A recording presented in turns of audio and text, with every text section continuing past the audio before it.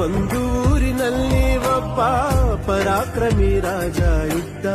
ರತಿಯಂಥ ರಾಣಿಯೊಡನೆ ರಾಜ್ಯಭಾರ ಮಾಡುತ್ತಿದ್ದ. ತಾನು ತನ್ನ ಪ್ರಾಣನೇ ಪಣವಾಗಿರಿಸಿ ಕಾಪಾಡೋ ಶಾಂತಿ